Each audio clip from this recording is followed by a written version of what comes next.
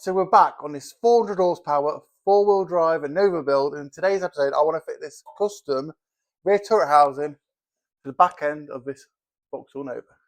Now, fortunately, I've already done a lot of the prep work, so this shouldn't be too complicated. Now, I made this in the last video as well as boxes section in here. So this basically needs spot weld into here. But to do that, I need to measure the other side and make sure it's in exactly the same place. So we're going to start by doing that. Now, fortunately for me, a lot of the Nova is symmetrical. So it's just a case of measuring one side and duplicating it on the other side. Now, I'm using a vernier caliper to basically measure and scribe. And as it's already primed, this works really well because it scratches the primer off nicely. And I'm using a steel rule as well as a Stanley blade to mark the metal. Again, this is a really precise way of doing it. It's very fine, and because it's painted, the paint comes off really nicely, and it's a top tip from me. Now, believe it or not, the strut tower doesn't actually have to be in exactly the same place because this doesn't affect the camber like it would do on the front. However, I want it to be in exactly the same place, hence why I'm doing it like this. Once I'm happy with the fitment, I self-taper the centre plug weld hole. I do this just to hold it in place so I know it's exactly the right place, and then I move over to the welder and start plug welding the sides. Talking about plugs, it's now time to shamelessly plug my channel. Now guys, if you enjoy my content, please support the channel by subscribing to it and liking the video. It's completely free to do so. It helps the channel grow, it helps me stay keen and committed to making videos for you guys, because these do take a long time to do. So any support, as you can imagine, would be greatly appreciated. Thank you. So there we go, that is both turrets in. This is obviously just tacked at the minute. I've got the bit of wood in just to wedge it basically to make sure that gap there is exactly the same as that gap.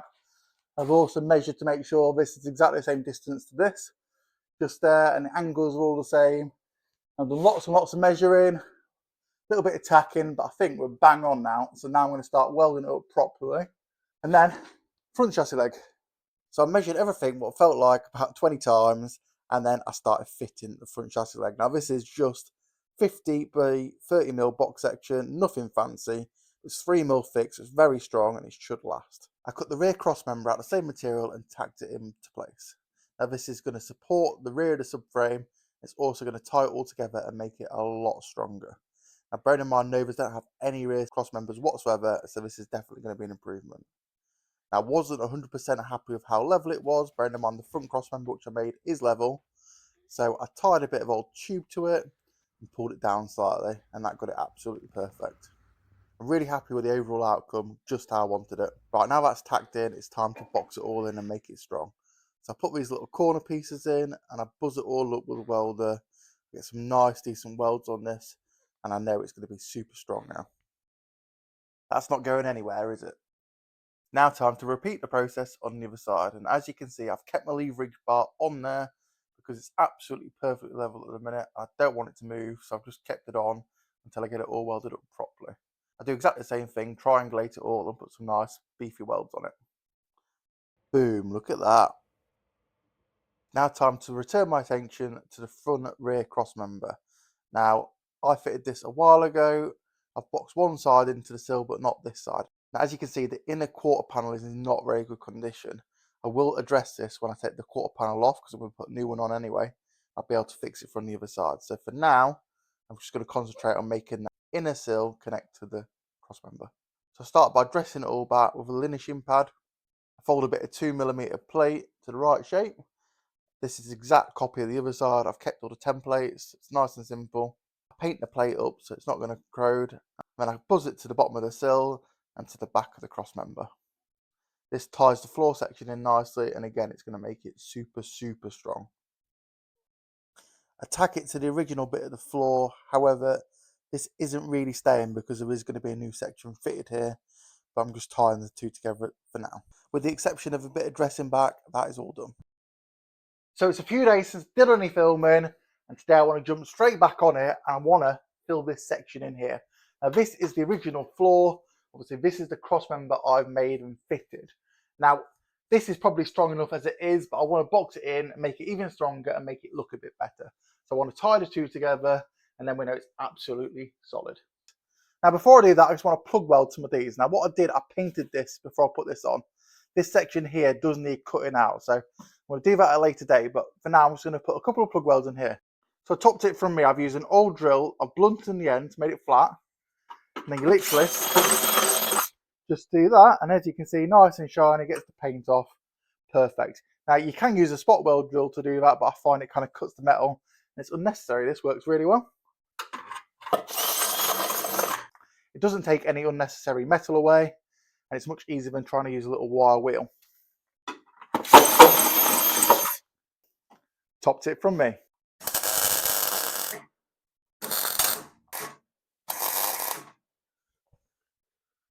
So back to the job in hand. Now this is quite a complicated shape because it curves, as you can see. There's a few little recesses. There's the box section to go around, and you put quite a lot of bends in it, tabs, etc. So I think because it's symmetrical, I'm going to make half of it and then fold the template over to make the other half, I think. So we're going to start with some cardboard, just see what we can do. Now, like I said, I want quite a lot of 90-degree tabs off this.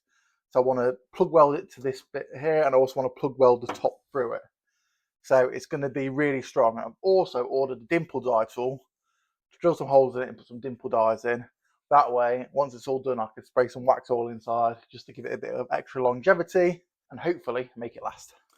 Right, we'll get the cardboard out and see what we can do. I'm not sure if there's a right or a wrong way to do this. I tend to get a bit of cardboard, cut it roughly to shape, and then start drawing on it with Sharpie. Cut bits off as I go along until it fits as well as I can make it.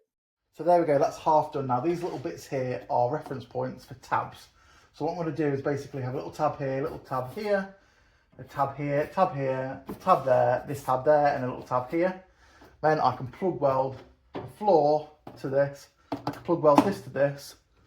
A few dimple dies, it's going to look awesome, it's going to be as strong as anything. Right, so now I'm going to refine this a little bit more, then transfer it to steel. But first I just need to cut this little tab off here.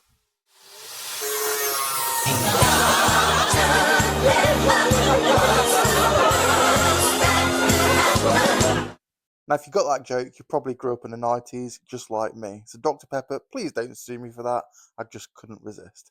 Anyway, back to the job in hand. I'm going to transfer the template to the steel. Now the steel isn't quite long enough, so I do actually have to end out welding a little bit at the end of it, which is what it is. Now I do spend quite a lot of time making sure this panel's as good as I can. So when I do extend it, for example, I use the magnets to make sure it's all nice and square. I weld both sides and then also ground it flat, so it's really strong and you can't tell there's a joint. I finish it off with a hammer and dolly and then continue the template. And once I'm happy, I pull out the 1mm cutting disc on the angle grinder and spend the long, laborious task of cutting it all out. Now this panel actually took me 3 hours to make from start to finish, including a little bit of filming in between.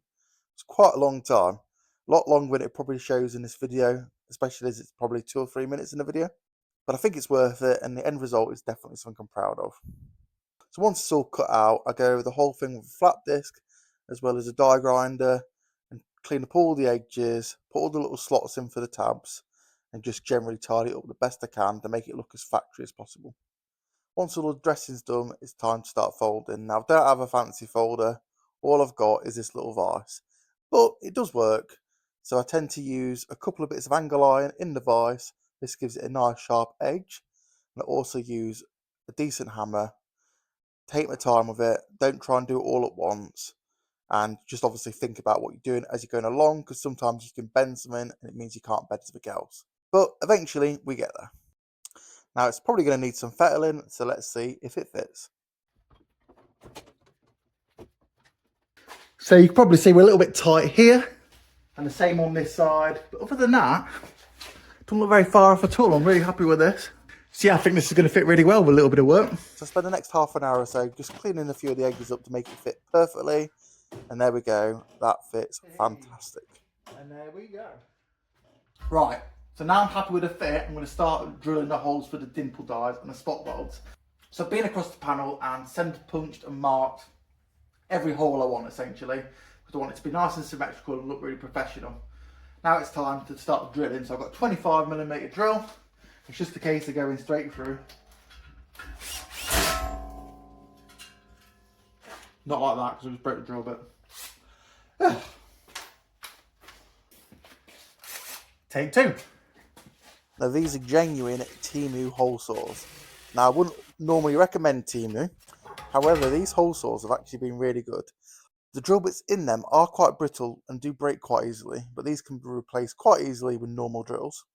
But the actual hole saws are surprisingly good, and I've done lots of holes with these. So yeah, I would recommend them, and they're like £1 each. Can't go wrong. So there we go, guys. That's all the holes drilled, and that is as much as I can do today. I'm waiting for the dimple die to come in a post. So I think the video's been long enough. We're going to wrap it up here. Stay tuned for more.